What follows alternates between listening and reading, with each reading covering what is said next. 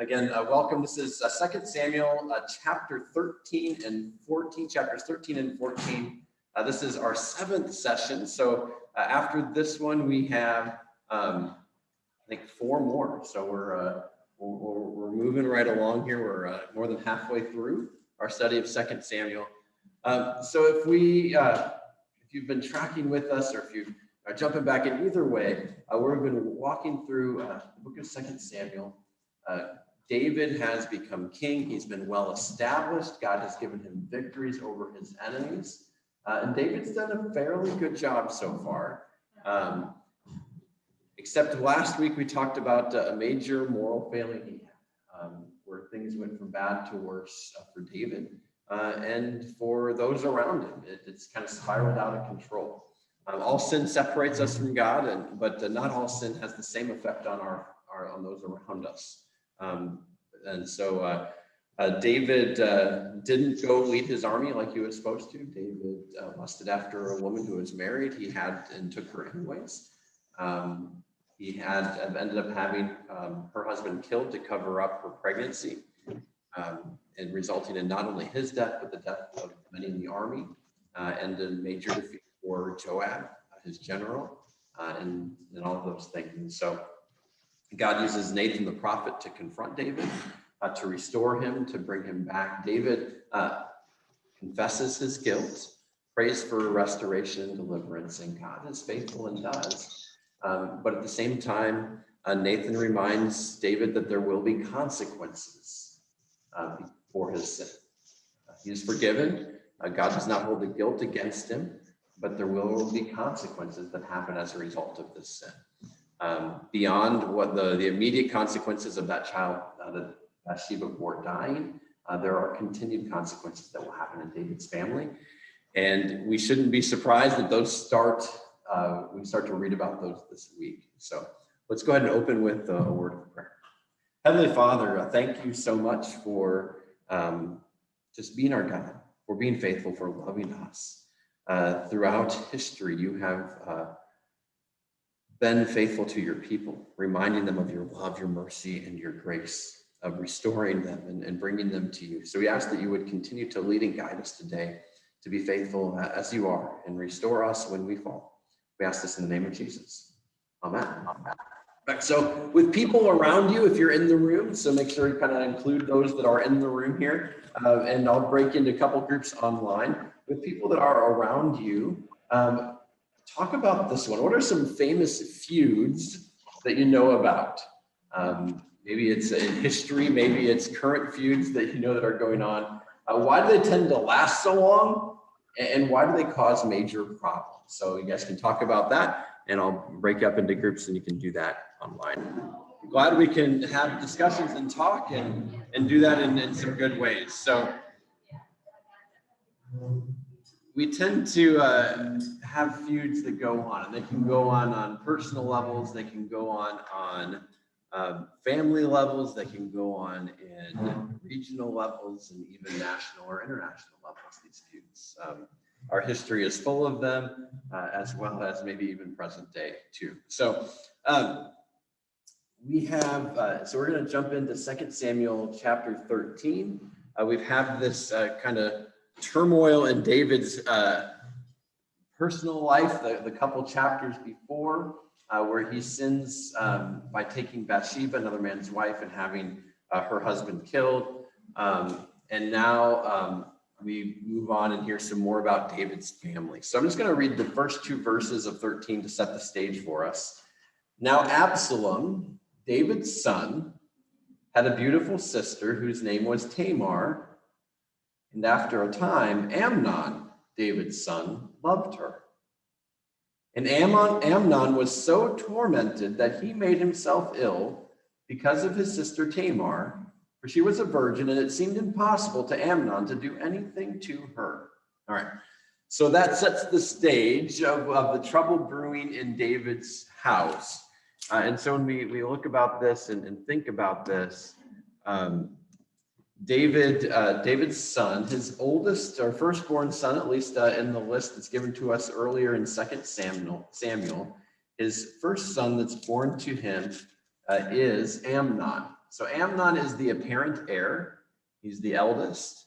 He was born to him of Ahinoam of Jezreel. He was the first son born to David when David was still in Hebron.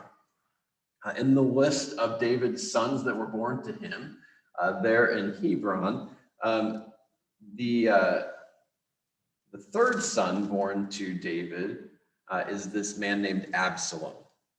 Now, we don't know when Tamar was born to David. Absalom is the son of David, and his wife she is from the kingdom of Geshur, which is just north of the Sea of Galilee, kind of where the Golan Heights is today. That was the kingdom of Geshur. That had become a kingdom, a vassal state under David. So David ruled over this area, but they still retained some rights, some sovereignty underneath David's kingdom. This marriage to Absalom's mom was probably part of the treaty, the arrangement to get peace in the midst of that, and to get that for David as well. But David is one of David's wives, and he has a son with her, but also has a daughter named Tamar with her as well. All right, so the trouble brewing is Amnon loves his half-sister Tamar, and he wants her and desires her. She is unavailable to him because all of the king's virgin daughters live together, it seems, protected in a house, and he has no access to her.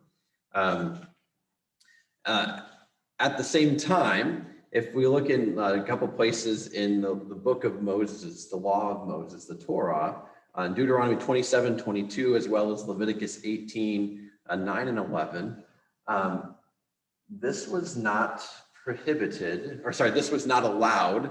It was prohibited by the law of Moses to marry your half-sister or your sister. You were not to do this. This was something that was against the law of Moses. So Amnon not only has no access to her, he shouldn't, have these feelings towards her because she is his sister, the daughter of his father. And so that is against the law of Moses here. So, so there's this trouble brewing. So Absalom and Amnon, again, they're sons of David. Amnon is the oldest, the son of Ahinoam of Jezreel. That's in 2 Samuel 3:2-5. We get that list there. Absalom is the oldest son of Maacah, daughter of the king of Geshur. So that's setting the stage here. Remember, David has many wives at this point. We know the names of like 7 of them or something like that at this point. But David would have even probably more wives than this and more kids than this. We hear about some of the sons, but we don't hear about necessarily all the daughters. I believe this is the only daughter of David that we hear or it is named here for us in Scripture. Okay, so any questions, comments, thoughts at this point? Yeah, Sylvia, wait for the microphone here. I just have a question about, so the sons can go out and they can find wives for themselves, right? How do the daughters find husbands? Because they're all kind of segregated, and how does that work? Well, most of the time, the sons and the daughters would have had their marriages arranged for them. When you're the son of the king, when you're the apparent heir, you think you can do whatever you want. Power, it drives people to do things they want. There are some love matches that, we hear about in Scripture, but most of the time they're arranged matches. So David's daughters would have had a role to play in the kingdom too. They would have married prominent people in David's kingdom. They would have married prominent allies, so that David would have an in those kingdoms, in some sense, somebody in on the ground floor, spy, if you will, or ambassador might be a better way to think about that. That's probably what most of the daughters of David were destined for, either to marry prominent people within the kingdom of Israel, thus strengthening David's reign and rule, or marry key allies. That was typical We don't hear that specifically of that David did that, but that was typical of kingdoms and of princesses in this day and age. That's what was done.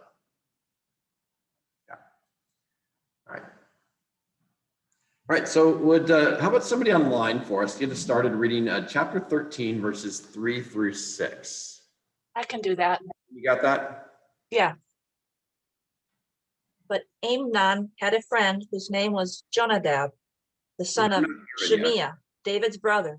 And Jonadab was a very crafty man. And he said to him, reading there. Pardon? Make sure. No, I'm unmuted. So I don't know if it's on my end. Can somebody else just unmute online just to make sure it's not me? I can hear her. Okay, here. You can hear her. I cannot hear her. I can hear the rest of you. I can hear her. That's Andy, you're muted on. You're not muted on one screen, but you're muted on another. That's correct. And that's so I don't get feedback in the room. Okay.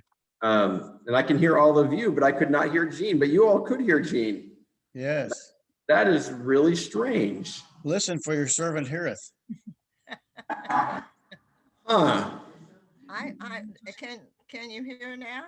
Yeah, I can hear everybody but Jean apparently. So, Jean, are you talking right now? Can you hear me? I can hear you now. Okay. Yeah.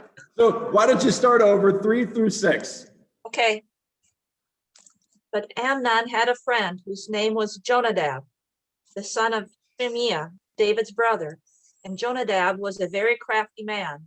And he said to him, O son of the king, why are you so haggard morning after morning? Will you not tell me? Amnon said to him, I love Tamar, my brother Absalom's sister.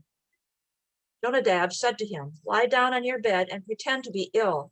And when your father comes to see you, say to him, let my sister Tamar come and give me bread to eat and prepare the food in my sight, that I may see it and eat it from her hand. So Ammon lay down and pretended to be ill.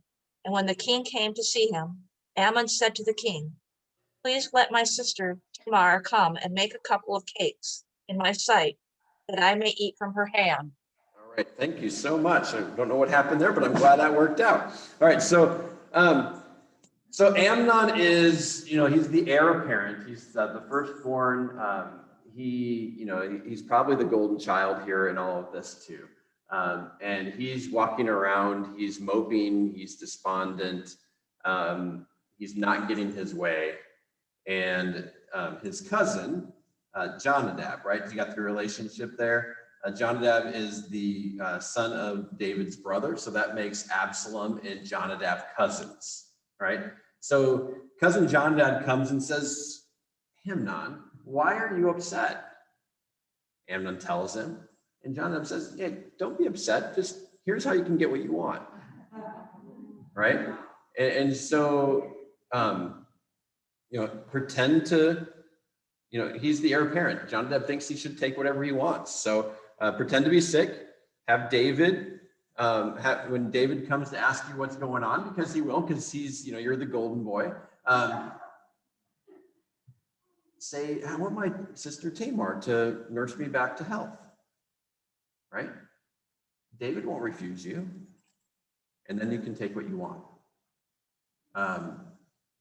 So this is the plan. This is what's going on here. Jonadab seems also to have no respect or worry about the law. It's, he's there advising Amnon to do what's wrong and sinful and against God's law. Now, these are people, they know the law, they know what's there, they've been instructed in it, but they, for some reason or another, doesn't think it applies to them. Yeah. So let's see what happens. How about somebody in the room? Could you read for us verses 7 through 14? Anybody here? Yeah, Judy.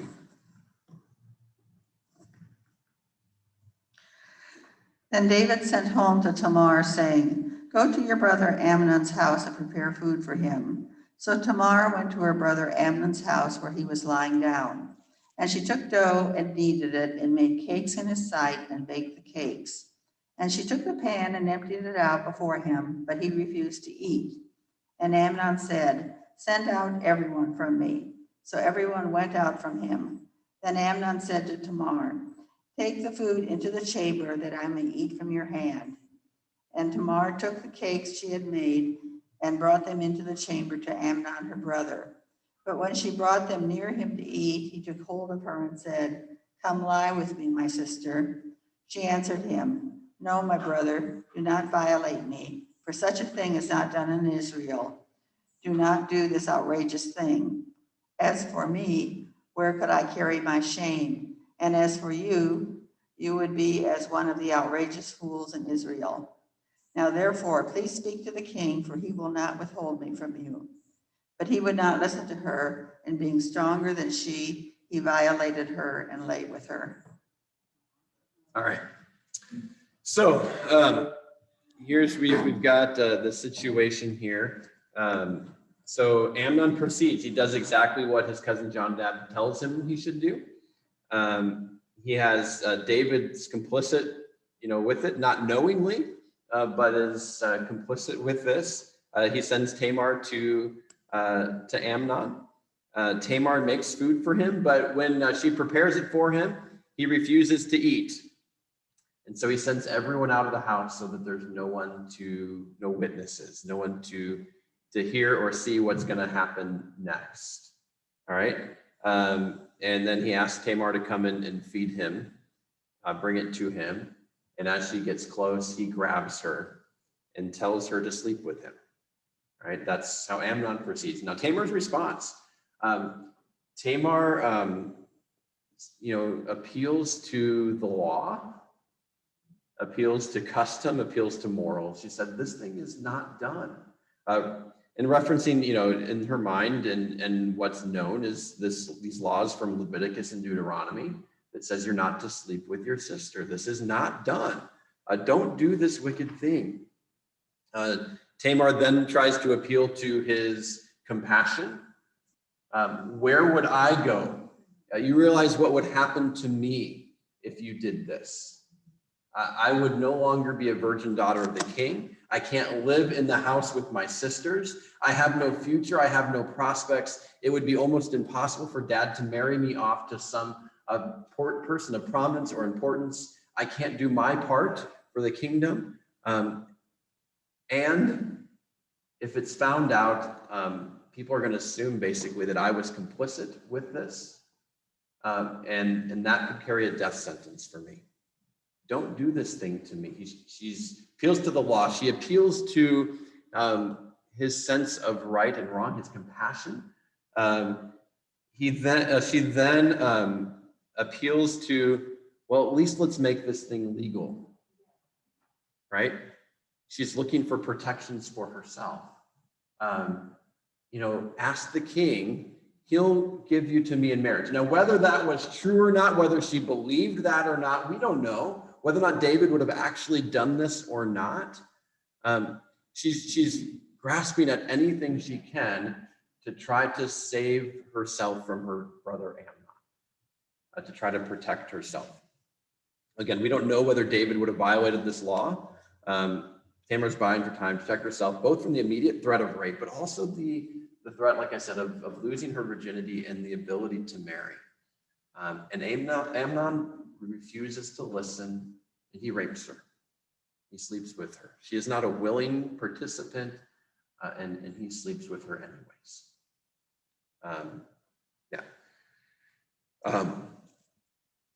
You like Amnon's character so far? Not so much, right? Yeah. So again, he violates the law. He violates her. He doesn't seem to have any respect for her.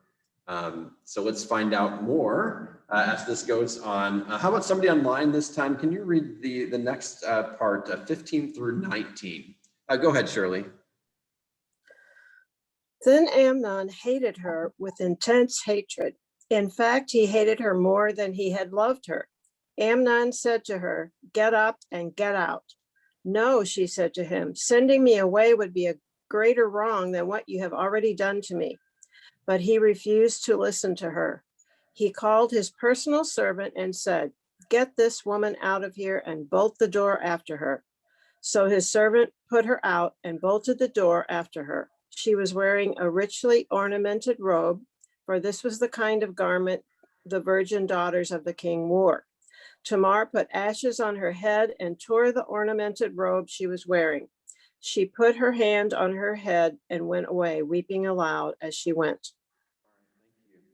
All right, so after Amnon rapes her, he hates her, is what the Bible describes. As we look at this, he really never truly probably loved her from the beginning, right? Lusted after her, he desired her. Was this an intense, strong desire he had? Absolutely, but it wasn't love. Love doesn't seek to harm others. It's not self-gratifying in this way. His feelings come. And so even if he did have some feelings for her that were genuine and true, you can also think about he hates her. Probably his feelings come also from his own guilt and shame, right? And so really probably hates himself a little bit, but projects that onto her because it's somehow her fault. Because if she'd have been willing, and if she'd have loved me, then you can. It's not rational, but you could almost hear that in his own head, because she resisted him, because she didn't show him that love and care back. So he turns those feelings towards her to intense hatred, and he sends her away. She walks around in grief, tears her clothes, put ashes on her head. She's weeping aloud because of what she's lost. Now, we may find it really strange from our culture, from our point of view, that Tamar wants to stay, right? Why on earth, this man just raped her. Why on earth would she want to stay there, right? We find that extremely strange, right? That does not seem necessarily logical to us, but in the culture of this day, according to the law of Moses, and according to the culture and the things that are there, Tamar's future has just been robbed from her, right? If you're a man and you do that to a woman, part of your obligation then is you have to take care of her for the rest of her life. She has become your responsibility. She has become one that you have to care for. You had to pay a pretty steep price to the father for doing this act, and you had to take care of her. The Jewish laws allowed for divorce in certain circumstances, but in this circumstance, the man that does this could never divorce his wife. He was obligated to take care of her for the rest of his life because he had stolen her future from her. He now has to take care of her. And she can't divorce him. Like, culturally, that did not allow for that. And so she is staying there because this is her only really viable hope option for having any sort of normal life. The only kind of standing that she can have, the only kind of thing that's there. She can't just cover it up. She has nowhere to go. She can't go back to the virgin daughters of the king. He's ruined her reputation. And by sending her away, he's insinuating that she was at fault, that she was the one that was at fault. The law said he was obligated to care for her, and she can't even pretend like it never happened. Because if it was discovered that she got married and it was discovered she was not a virgin, that was punishable by death. And so it's not like she has many options here. The most gracious thing in this culture was that he had to take care of her. But that's why she says, don't do this thing and make it more wicked than the first, right? Yeah, you shouldn't have done this in the first place, but what you're doing now is even worse than the first because you're putting all of the blame, all of the fault, all of the burden onto me. And so for all of these reasons, Tamar goes away in grief. She's despondent. She is grieving for her life. She is grieving for her future. She doesn't see anywhere that she can have hope in the midst of this. Everything has been taken from her. All right. Any thoughts, questions, comments here before we move on? Yeah, Ed.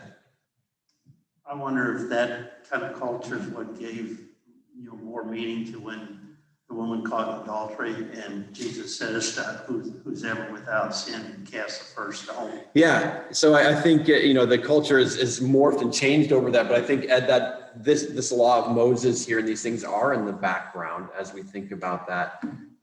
When the woman is caught in adultery, people are ready to stone her and kill her because of the sin violating the law. This is what was punishable by death in the midst of these things. But Jesus shows compassion, doesn't he? Who's ever without sin, let them be the one to throw the first stone. Yeah, Barb. I think of, maybe not today anymore, but when I was younger, if a woman got pregnant before she was married, they would have to get married. Yeah. Kind of the same thing to save. Yeah, so yeah, there was, and so yeah, that societal pressure to be married, to take care of not only the person that you were sleeping with, but to take care of the family, the child, to have the integrity there, that it was your responsibility that's there. So that was definitely the societal pressure that's there.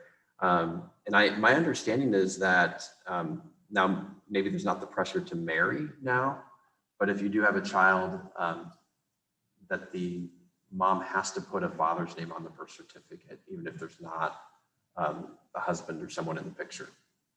That's my understanding. So that someone is there to take care of that child, and it's not necessarily a burden or drain on the rest of society. Pastor, Yes. I've always wondered what would have happened if she would have made a plea to David about what happened. Yeah. And what David would have done for her. I've always wondered that. Yeah, I wondered if she made the plea for David and what would have happened. As we'll read here, David finds out and knows about it, and we'll talk about that in a little bit. And so she shouldn't have had to make the plea to David, I think is what I'll kind of argue here in a little bit. So my understanding, yeah, Martha, is that you are supposed to, and I don't know how much it's if you really don't know, but that it's required. But if you really don't know, then you don't. But yeah. So we'll talk about that, Richard, as we look at those things. So let's keep going on. How about somebody in the room? Yeah, you got it, Rusty. Wait for the microphone here. 20 through 22. Her brother Absalom said to her, "Has that Amnon, your brother, been with you? Be quiet, my sister. He is your brother. Don't take this thing to heart." And Tamar lived in her brother's Absalom's house, a desolate woman. When King David heard of all this, he was furious. Absalom never said a word to Amnon, either good or bad. He hated Amnon because he had disgraced his sister Tamar. All right, so we get Absalom here, and it's like, well, what is Absalom's game here? What's he really trying to do, right? In the midst of this, as we look at this thing, and it's like, be quiet, don't say anything. That doesn't seem very kind or compassionate, but Absalom is, in his own way, I think, is really trying to protect her. He's trying to protect her reputation, maybe his own reputation a little bit too. And he takes care of her. He brings her into his house. He provides for her. He does what Amnon should have done, right? Or what David should have done, right? Absalom cares for Tamar. And whether he does this, whether he tells her to keep quiet because he's already got a scheme in his heart for what he wants to do to Amnon and retribution, vengeance, those kinds of things, or whether he's trying to protect her and care for her, he is comforting her. He's the only one that is kind to her in the midst of this time, and he takes care of her. And so there are lasting effects here to David's family. Absalom hates Amnon. He keeps it hidden. He pretends like everything's okay. He doesn't say anything bad or good, but he just kind of goes along like he's been going along. Tamar is no longer a virgin daughter of the king. She can't marry as she would have. Her future is destroyed. Now, here's what's interesting. David hears about it, right? David heard about it, and he does what? He's angry, and he does what? Nothing, right? Who is the one that is supposed to carry out God's justice, speak up for those that have been wronged and hurt and abused? Who is supposed to do that? The king, David, right? And David does nothing.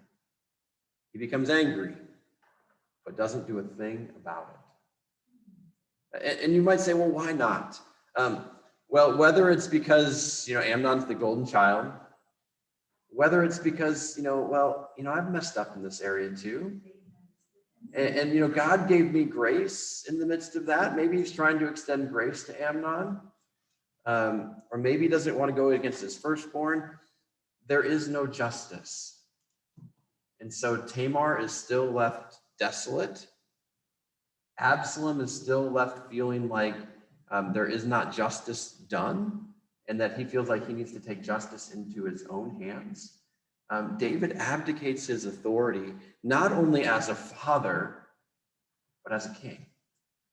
And maybe to add, the biggest thing here is David doesn't take care of his daughter. Right? Absalom does. Absalom has to. David should have insisted for justice for his daughter. What he should have done is gone to Amnon and said, you have to marry her.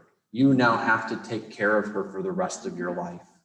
You cannot shut her out. She is your responsibility, right? That would have been one thing David could, it wouldn't have been the only thing David could have done, but that would have been one thing that David could have done, according to the customs and the law at the time. Yeah. Doris, wait for the microphone here. Was Absalom the oldest boy? Amnon was the oldest. Amnon? Amnon was the Okay. oldest. I see. Absalom is the third son listed back in Judges, I think, or 2 Samuel, chapter 3. Absalom is the third male that's listed, the third So son. it's not, I was thinking, if he was the oldest, that would maybe his responsibility to take care So Tamar is his full sister. They share the same mother, which is why he takes responsibility for her. Yeah. But again, David should have, because it's his daughter. Yeah. Yep. Yeah. The second son, we got a couple other questions, and we'll get to those. The second son, you'd have to go back to 2 Samuel chapter 3 and look that up. But they don't come into play anywhere. So maybe they aren't a prominent player in the scriptures for one reason or another. They're born of David in Hebron, about the same age as Amnon and Absalom, but is not a major political figure through the scriptures. So it's not that he was unknown or anything like that. Everybody at that time would have known him as one of the princes, but he doesn't do anything significant as far as the history of God's people and the line of Jesus. Yeah. Barb and then Sylvia. I always thought that. And then Pastor Kirk. The reason David didn't do anything was he didn't want to change. He didn't want anyone to know what happened and to shame the family and make it where it doesn't go on as it should. Yeah, so that could be a reason too. That David, doesn't want to really talk about it or bring it to light because he doesn't want to bring shame to the family. But that's not justice either. Yeah, that's not a good motive, even if that is one of his motives, and it very well could be. It's not good or right either. And the reality is, just like our tabloids today, we'll talk about everything that goes on with the royals or with everything else. It had been known. People would have known about it. As Tamar goes out weeping and in ashes and her clothes torn from her brother's Amnon's house, others would have seen that before Absalom was able to take her in. Yeah, this would not have been this would have been known. Sylvia, and then Kirk's. So Absalom, he knows about King David and Bathsheba. Absalom? Yeah. Or probably. Okay. And so is that why he doesn't go to his father and say, look what your daughter, do you think it's like, better not do that? I don't know if that's a reason or not. He's taken matters. He has in mind that he's going to solve it himself. He doesn't go to his father. He's got this hatched in his heart, this plot, this scheme. He doesn't say anything one way or the other, but he's kind of, I'm going to take care of it. Now, if David would have intervened, there might have been something else or some other resolution to this other than what will happen here in a little bit. All right, Kirk's. Well, this might be a bad analogy, but I'll throw it out there anyway. I want to go back just a little bit. If we took a drop of red dye and put it in some water, it's going to spread everywhere. And my question is, couldn't someone have prevented this to begin with? You talked about David perhaps being complicit, but my guess is there are a lot of people who knew what was going on with Amnon and what he wanted to do, because even in the harem and all those kind of things, people talk. Yeah. But no one did, even in the beginning, this little drop of bad will spread everywhere. And I think I guess to me, it's a concern that if we see something, we have concerns. We can't say, well, it's not my job to get involved. That's somebody else's job. Yeah, and so you're exactly right, Pastor Kirk. There were many folks along the line here that could have known or should have known. Whether or not David knew or not, he probably should have known. As a father, he should have, if Jonathan's cousin was aware of it just by looking at him, well, David maybe should have been able to hear about this or know about this. And he definitely shouldn't have sent his daughter unaccompanied to his house. But Jonadab knew, he encouraged it. You look at all of the servants of Absalom, they were around. And remember, he says he sends everyone out. But there's still one that's in earshot, right? Because when he's done, he calls to a servant to send and lock her out. So he would have been, the servant of Absalom would have been, or a servant of Amnon would have been in earshot of his master the whole time, which means he heard everything that was going on and did nothing to, even while things were going on. And so, yes, it's hard to stand up against power. It's hard to put yourself out there, as Pastor Kirk said, to maybe go against, well, maybe it's not, I don't want to get involved, right? No, we see it, we are involved with that, right? Martha and then my mom. And this may be out of line also, but it seems to me like Absalom gave Tamar the only solution that she could live with, because Amnon would have treated her horribly. Yeah. So, and I don't know if God intervened and, for her, I'm just saying, it seemed like the only way she could have any kind of peace. So Absalom gives her security and stability. He provides for her. He's the only one so far that has looked out to protect her. But that doesn't mean that he always does everything right here either. Yeah. One thing we haven't really touched on is how poorly women were considered in this culture. And that wasn't God's idea. God was trying to protect them with the laws and things like that. But take David and Bathsheba, for instance, he did not consider her at all. And took her husband away from her. So she had to enter this marriage with him in grief and pregnant, and something she probably didn't want. And now it continues on here too. So it's just very sad to see how poorly women were regarded.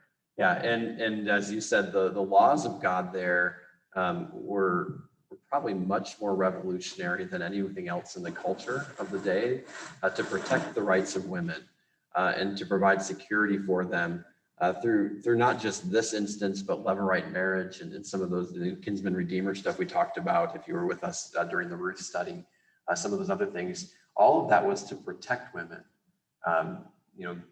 against the culture and against the things that were, how they were treated this day. Yeah, Alan? Yeah, I'm reminded of what happened with Mary and Joseph. When Joseph found out that Mary was pregnant, his first plan was to divorce her quietly so that there wasn't shame brought on her. But God intervened to let Joseph know that Jesus was the Son of God. Right. So yeah, Joseph was a righteous man and didn't want necessarily harm to come to Mary, so he was going to divorce her quietly. He had the right, according to these laws that I just referenced earlier, he had the right to have her publicly killed because she was not a virgin as she came to, and because she was pregnant, he assumed she wasn't a virgin when she came, as she comes to be his wife. We know that she was still, and God convinces Joseph of the same thing.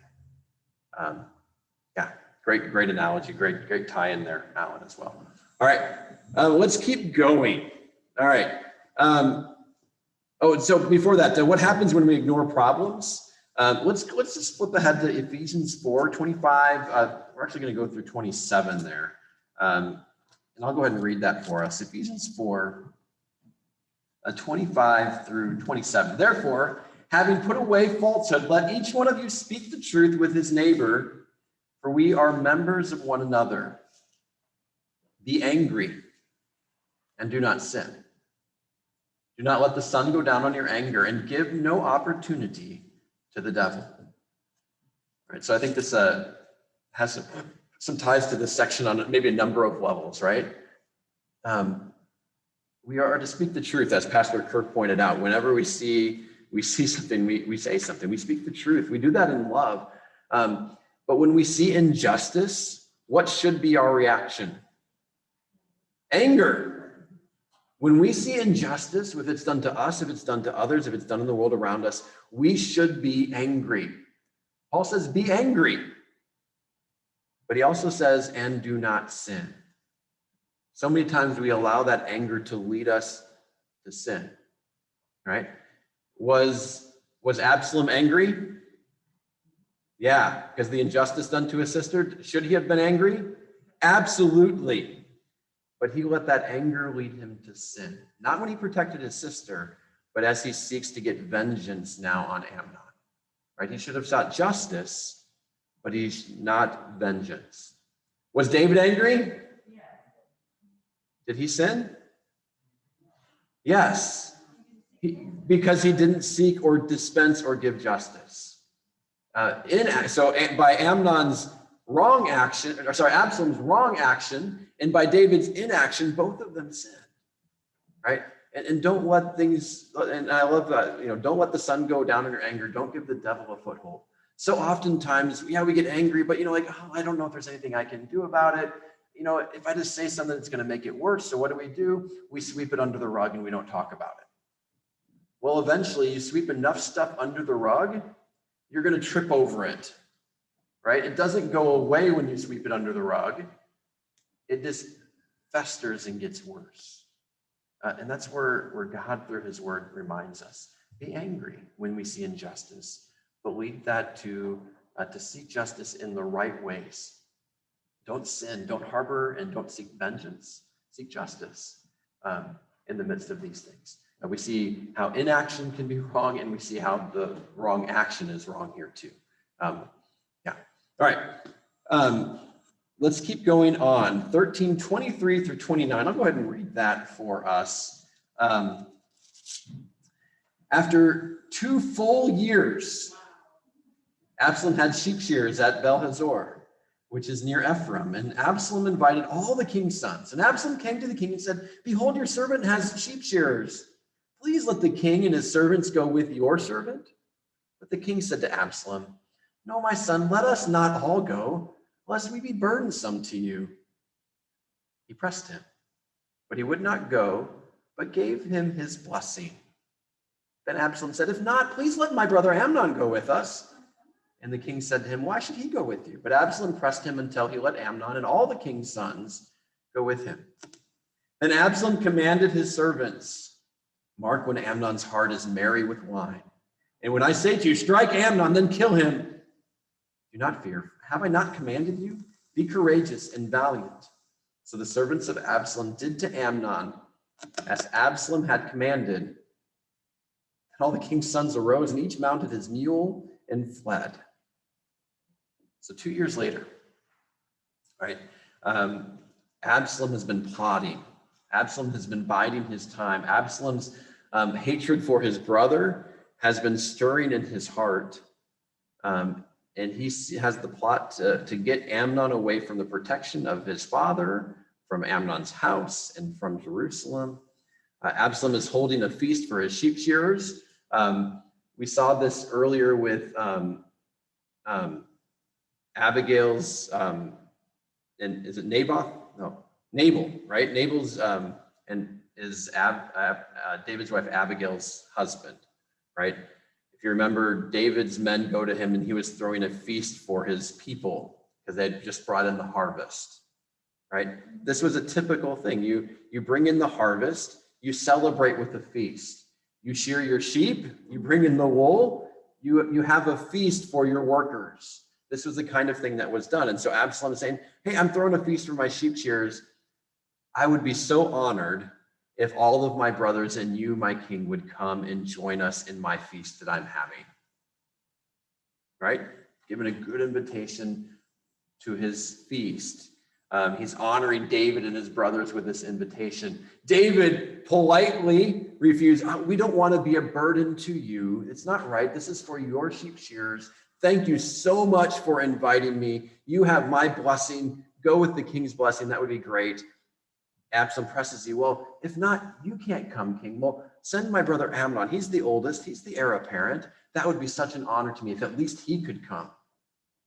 David's like, well, why? Why does that matter? Absalom insists. He keeps pressing. David finally relents. Amnon and all of Absalom's brothers go to this feast. This is not necessarily out of the ordinary, right? Absalom wants to be honored by the presence of his brothers. He wants to honor them. That would not necessarily been out of the ordinary. He has this feast, and he's planning to get his brother drunk. And when he does, he will kill Amnon. He'll have his servants kill Amnon. And so that's exactly what happens. Amnon is killed. And then what is the reaction of all the other brothers? They run away. Why? Because they think they're next. This is not what they think is happening is not atypical of how power is grabbed within kingdoms. One heir will kill all the other heirs because then he's the only one. Right? So that's exactly what they think is happening. We saw that in Judges, I think, with Gideon's son, kills all the other, I think it's Gideon's son, kills all his other brothers and tries to become the next judge. So this is not an atypical thing. This happened.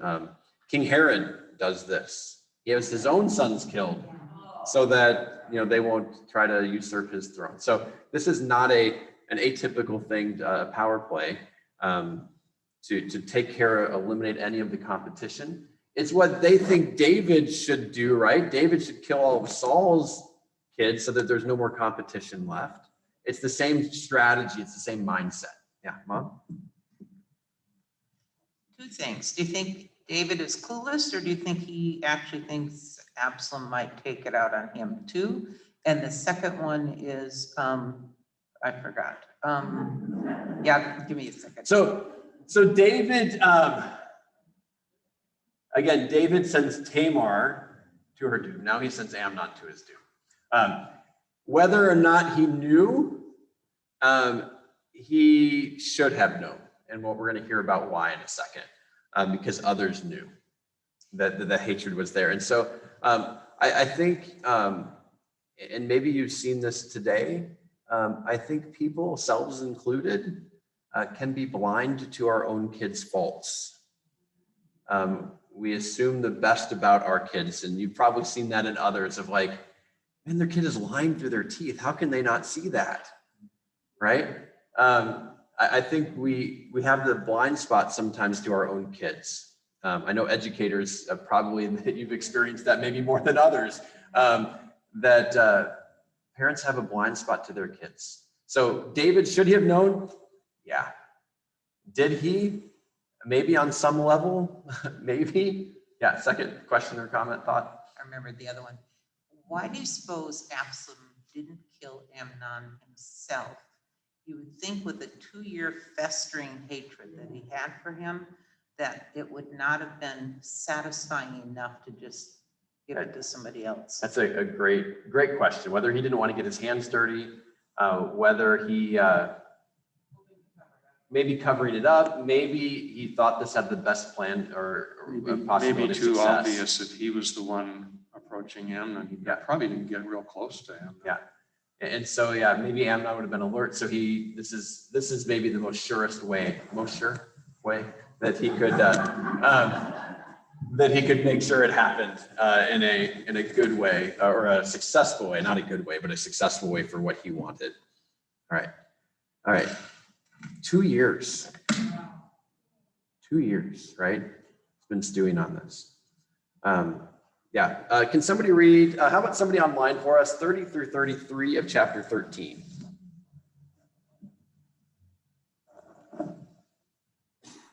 Richard, go ahead. I will. 30 through 33. Yes. While they were on the way, news came to David, Absalom has struck down all the king's sons, and not one of them is left. Then the king arose and tore his garments and lay on the earth, and all his servants who were standing by tore their garments.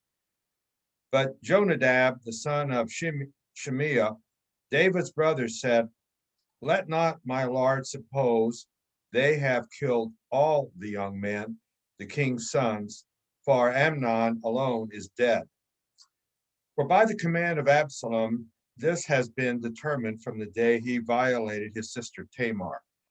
Now, therefore, let not my lord the king so take it to heart as to suppose that all the king's sons are dead, for Amnon alone is dead. All right, so Jonadab, who's not at the feast, remember Jonadab? He's that cousin you don't want playing with your kids, right? He knows. He says David. So word comes to David that all of David's sons are dead, right? So there's commotion. There's somebody's run ahead to say, hey, something happened at the feast, and all of the king's sons are dead. Absalom has killed them all, right? Rumors spread, not verified, none of those things. David is in shock, in grief, he tears his garments. And Jonathan says, no, David, don't worry so much about it. Absalom only killed Amnon. For everybody knows that since 2 years ago, he's been looking for this opportunity, right? So don't make it like it's not as tragic as you think it is, David, right? And so this is the same guy that gives the advice to Amnon on how to get Tamar alone. He now tells David that Amnon alone is dead because he knows that Absalom's been plotting this for 2 years. Maybe it might have even been his advice. He's going to advise both sides, play both sides against the middle. Who knows what his end game is here? But maybe he's seeking to be king's counselor someday. Who knows? But it's not an unknown thing. And so your question before, should David have known? Yeah. Because Jonadab didn't have to explain it either. But at the same time, Jonadab knew, so others knew. I mean, this is, an outer circle now that's starting to know not only what happened to Tamar, but Absalom's feelings about that and his desire to get rid of Amnon. So if David doesn't know, if he's heard it, he's dismissed it, or he doesn't think it's really credible. Oh no, he's angry, but he's not really going to do anything about it. It's not really, it's not something I need to worry about. Maybe he was kind of pressing it a little bit. Why do you want Amnon to go? Maybe that's why he asked the question there. But in the end, he allows him to go. And whether or not, he didn't plan it, but again, he's the one that allows it to be able to happen in the midst of that. All right. So Absalom fled, verse 34, and the young man who kept the watch lifted up his eyes and looked. This is the watch in Jerusalem. And behold, many people were coming from the road behind him by the side of the mountain. And Jonadab said to the king, behold, the king's sons have come, as your servant said. So it has come about. And as soon as he had finished speaking, behold, the king's sons came and lifted up their voice and wept. And the king also, and all the servants wept very bitterly. But Absalom fled and went to Talmai, the son of Ammihud, the king of Geshur, and David mourned for his son day after day. So Absalom fled and went to Geshur and was there 3 years. And the spirit of the king longed to go out to Absalom because he was comforted about Amnon since he was dead. All right, so let's unpack a couple of these things here. Absalom flees, and he goes back to his mother's kingdom, right? His mother would have been a prince of this kingdom. So this may be his mother's brother that's now king. It might be his nephew that's now king. Or not his nephew, his cousin that's now king or something like that. So he goes back to his mom's family. He's somewhat protected there, but remember, this is a kingdom that's ruled by David. So could David at any time gone to this kingdom, demanded Absalom for justice or anything else? Yeah, absolutely he could have. He had that right. He was in control. David's actions or reactions, he grieves for Amnon. He wants to go to Absalom. Whether for justice or reconciliation, we're not really told. But again, David does what? Nothing. No discipline, no justice. Again. And time passes how long? 3 years. No justice. We don't know what happened to Tamar during this time. Because she was living with Absalom. When Absalom on the run, we're not sure what happened to Tamar. We don't hear about her again. All right.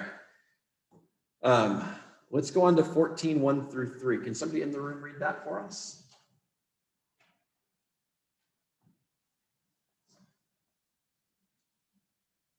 Yeah, Sylvia, thank you.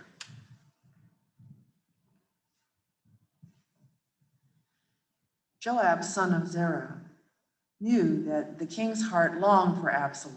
So Joab sent someone to Tekoa and had a wise woman brought from there. He said to her, pretend you are in mourning, dress in mourning clothes, and don't use any cosmetic lotions. Act like a woman who has spent many days grieving for the dead. Then go to the king and speak these words to him. And Joab put his words in her mouth. All right, good. So just as we look at that, who seeks to reconcile Absalom and David? Joab. We hadn't seen Joab yet today, so it's about time that we got to see Joab and what he's trying to do. So Joab, he's concocting kind of a story, a plot. He's kind of weaving things together. He gets a woman of Judah, that's where Tekoa is, to go and speak to the king.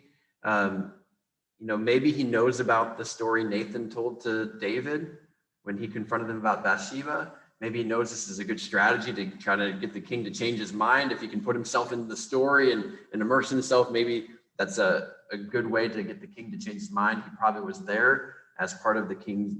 He might have been around for that or heard about it at least. And so Joab might know this is an effective way for communicating with the king. So he basically hires a woman to be an actress, a wise woman to be an actress and go to the king with a story.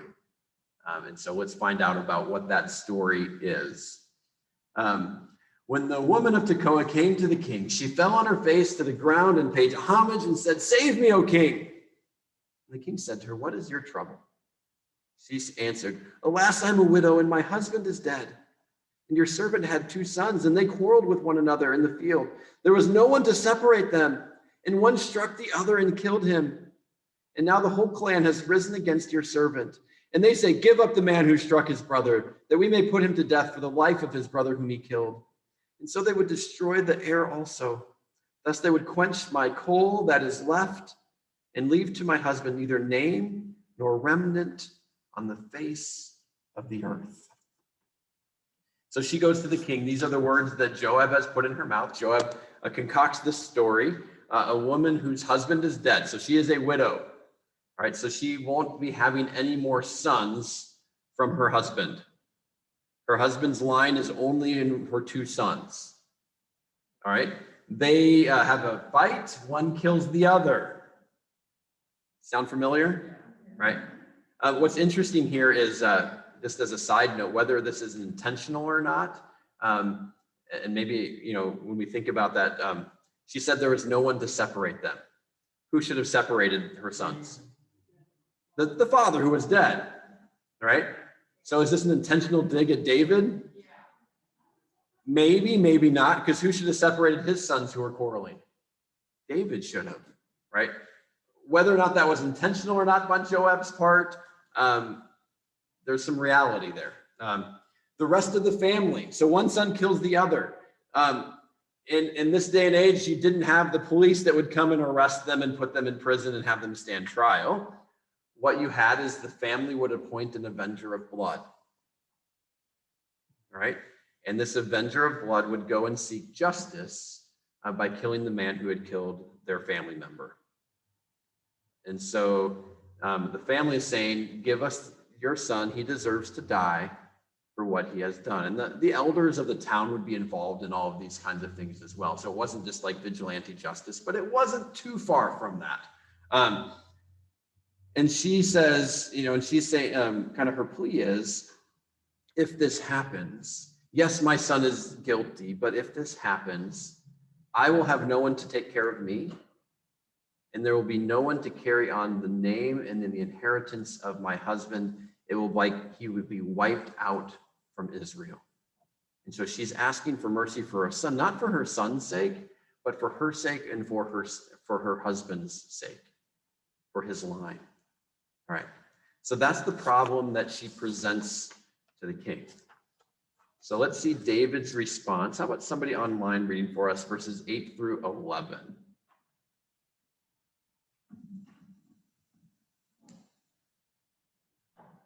I can, Pastor. Thank you. Then the king said to the woman, go to your house, and I will give orders concerning you. And the woman of Tekoa said to the king, on me be the guilt, my lord the king, and on my father's house. Let the king and his throne be guiltless. The king said, if anyone says anything to you, bring him to me, and he shall never touch you again.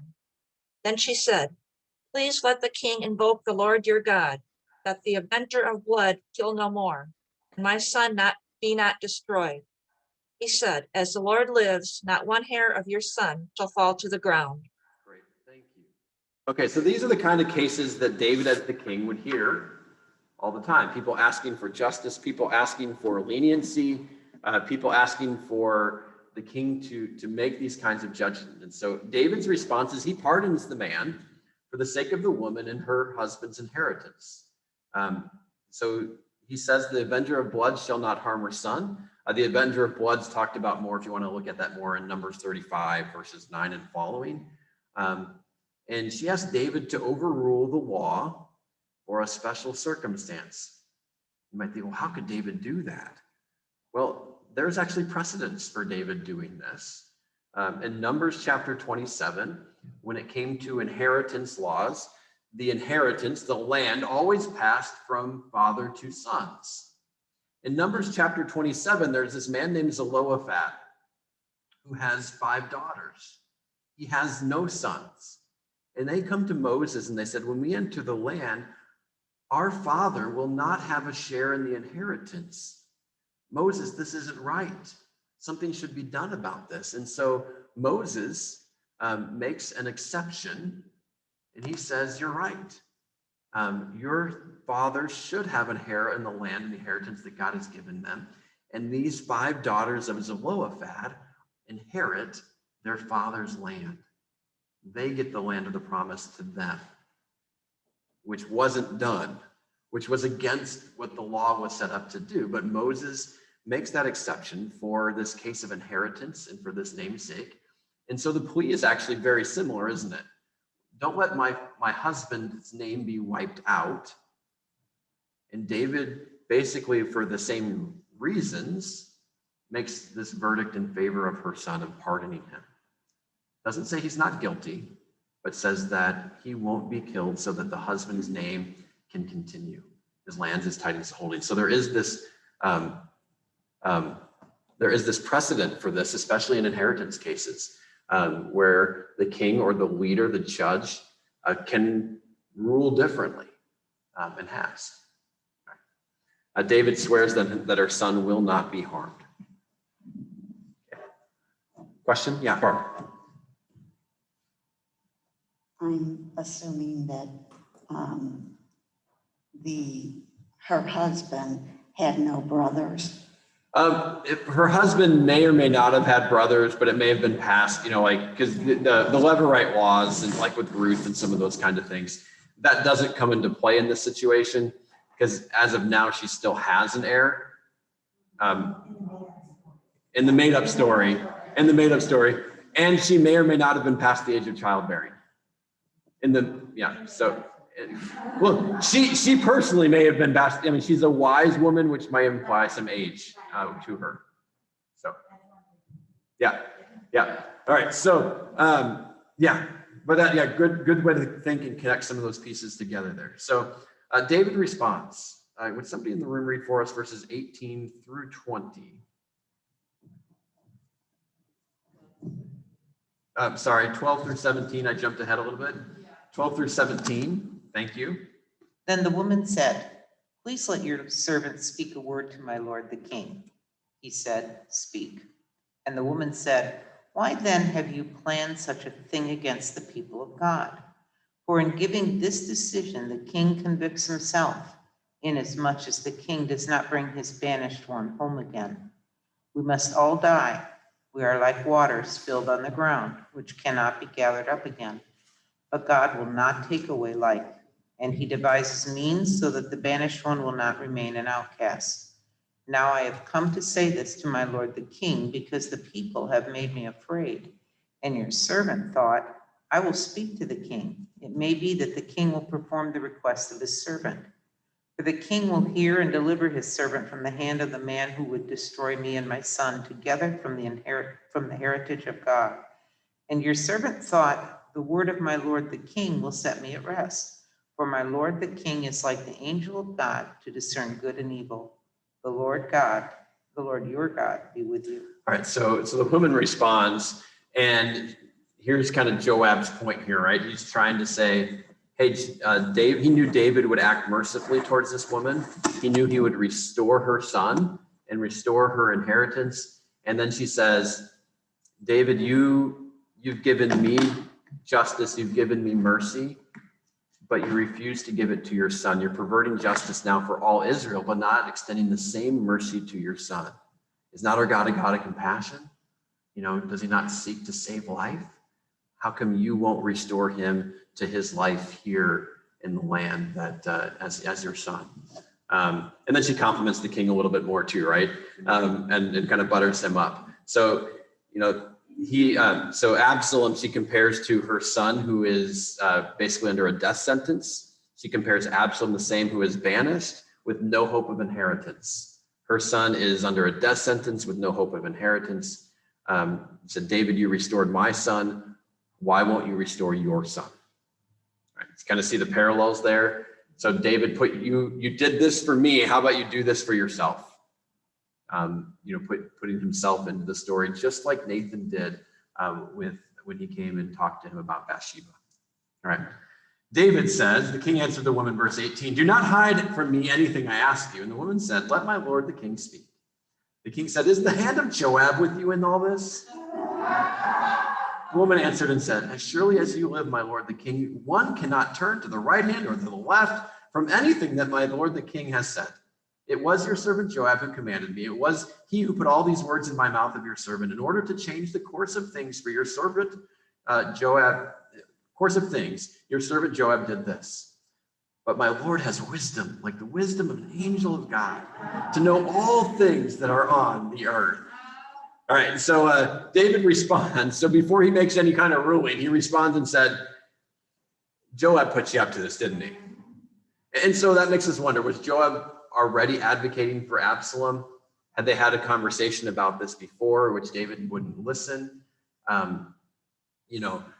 who knows why, this Absalom, Joab and Absalom are cousins, right? If we remember that, Joab is the son of Zeruiah, David's sister, so they're cousins as well. So they would have grown up together or around each other, or maybe he was more like an uncle figure or something like that to him. He might have been a little older.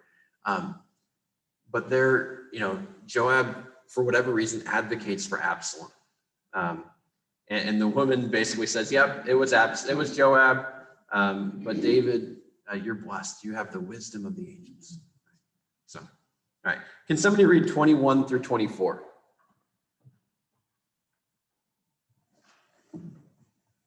Thanks, Martha.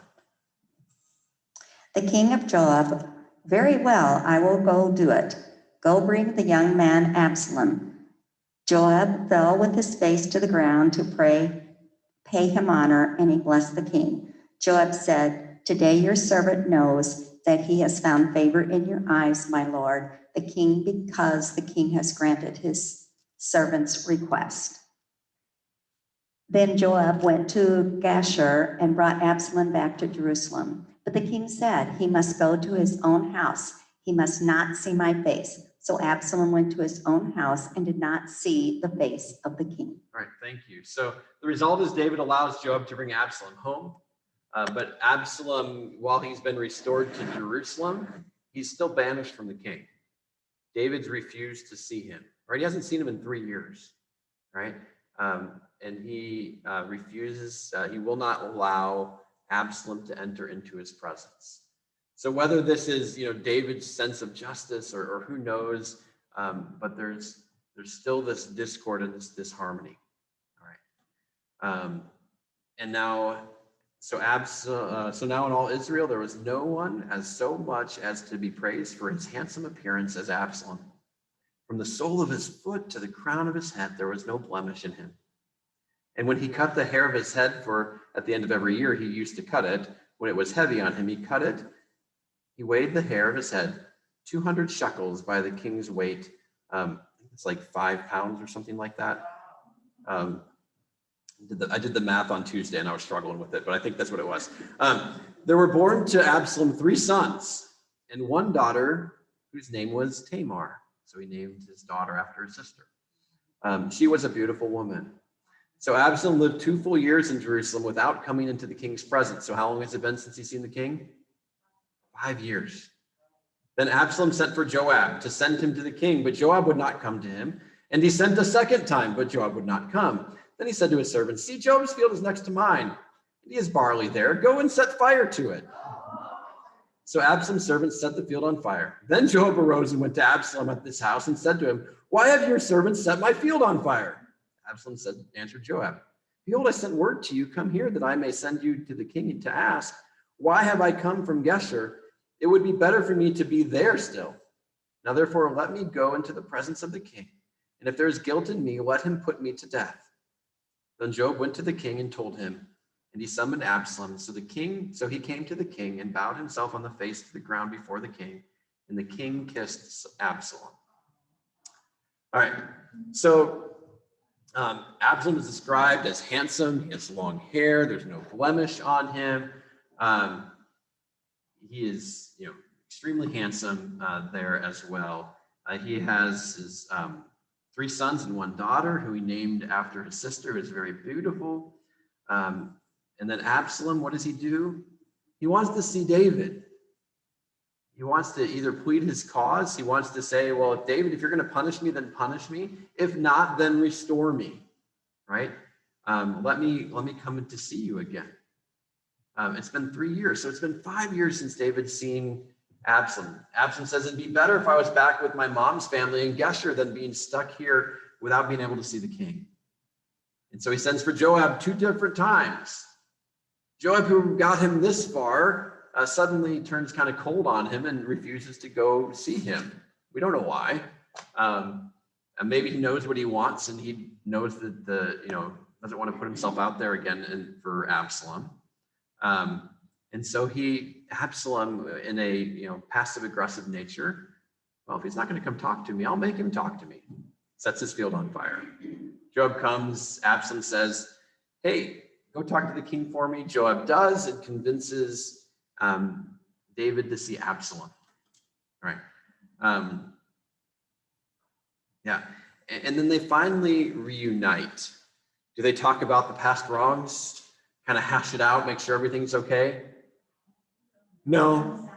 They kind of just sweep it under the rug, don't they? And just move on. All right. And so back in 2 Samuel 12, 10 and following, we heard these words. Nathan the prophet said to David, he said, "Now therefore the sword shall never depart from your house, because you have despised me and taken the wife of Uriah the Hittite to be your wife." Are we seeing these words of David, or words of Nathan to David that God spoke through Nathan coming true? Yeah. And it gets worse.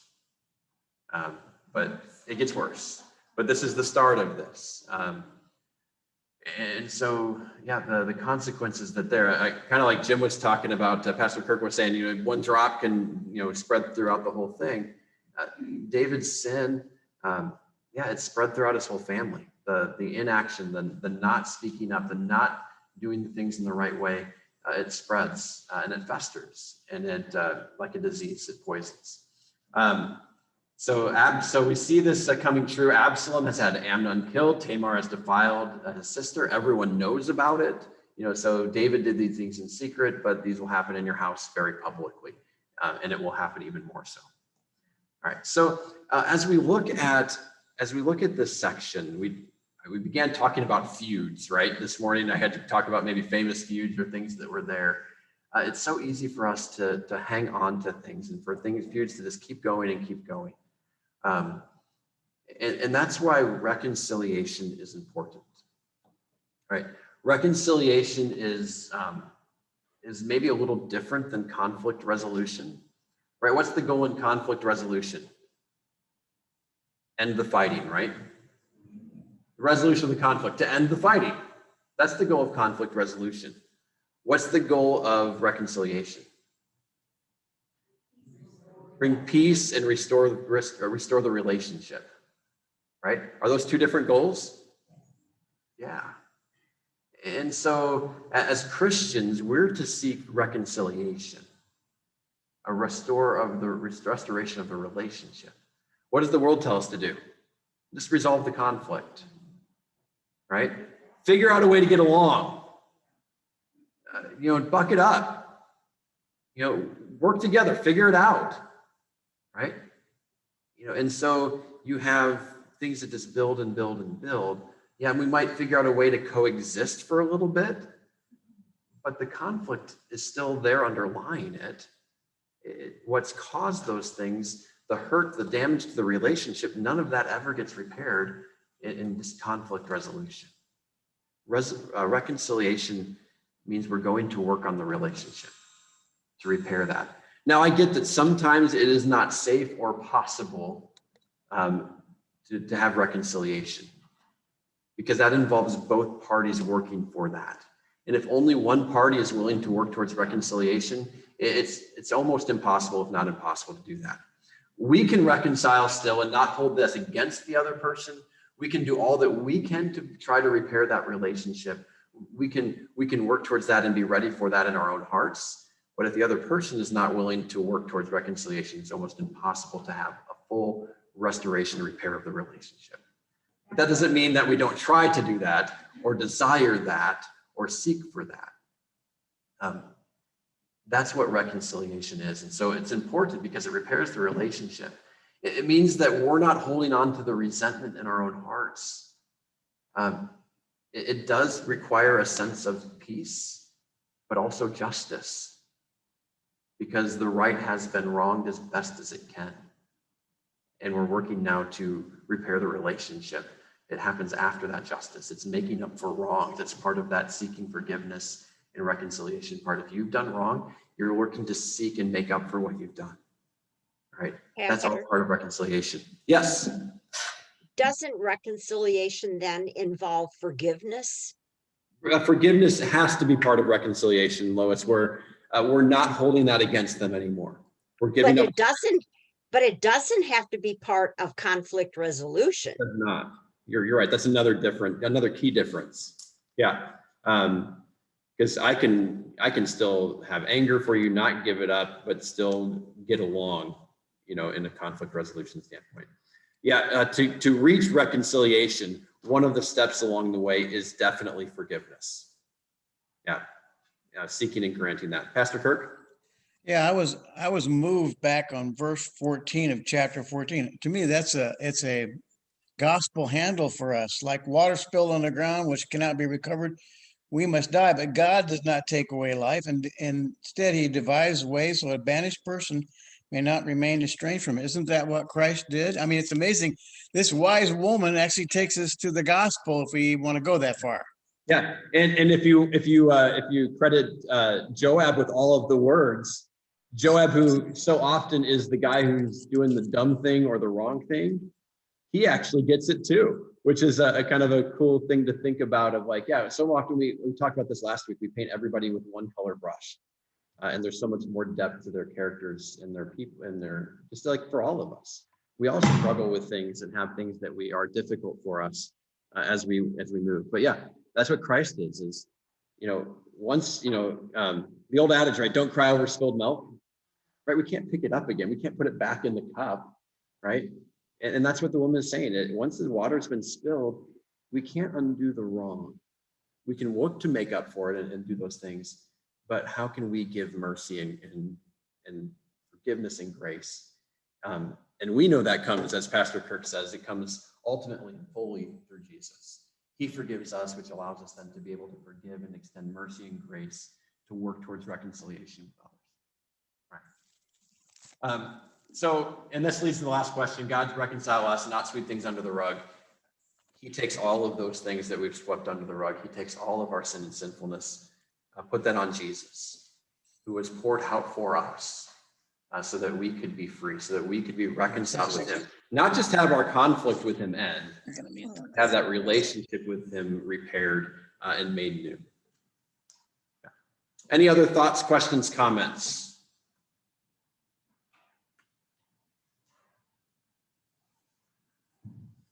Yeah, come on.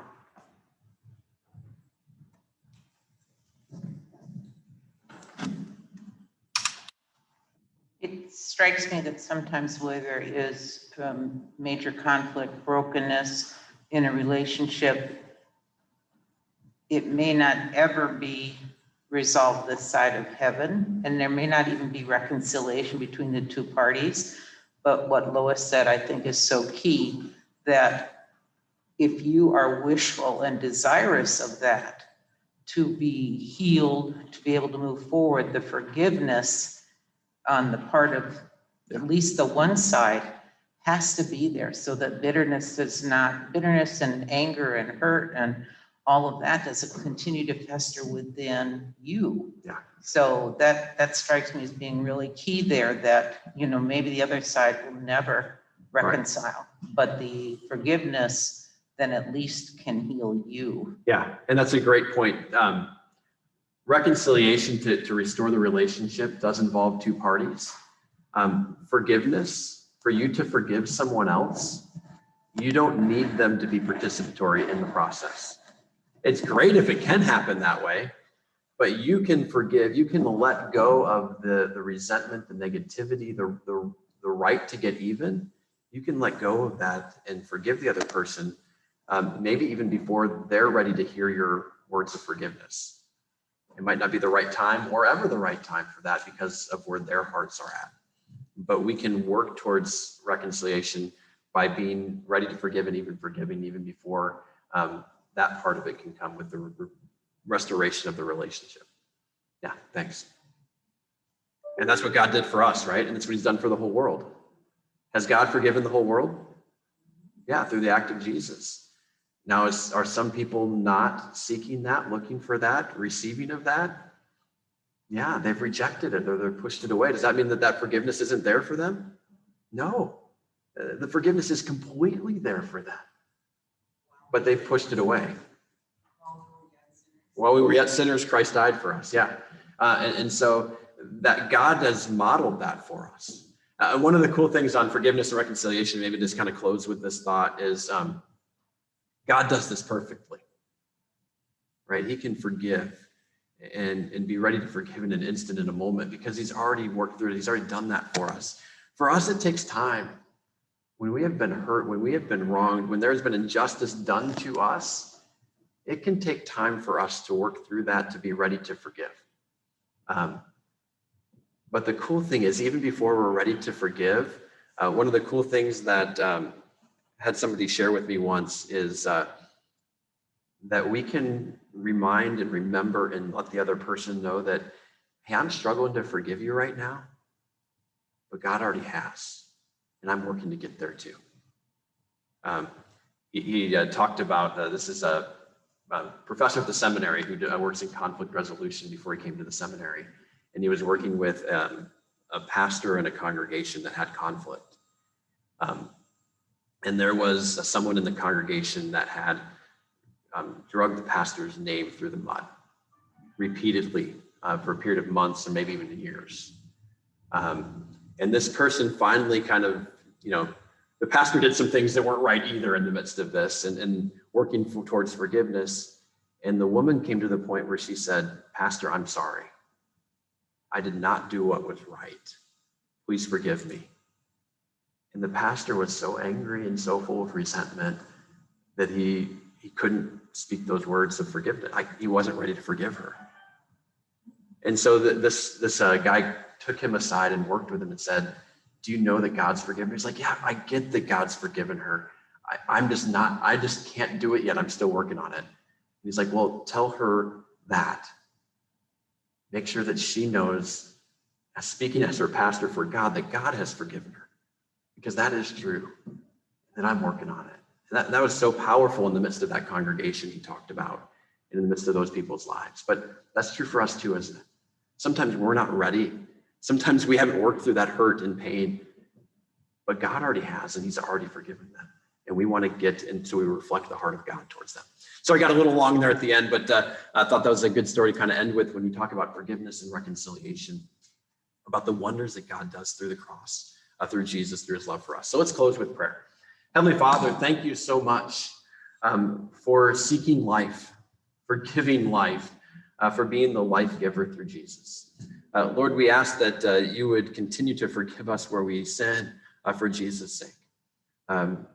Continue to bring that reconciliation to us and through us, and then use us, Lord, to be agents and ambassadors of reconciliation to others, that we carry that message of hope and forgiveness, of mercy and grace, of life to all those around us that are in so desperate need of that.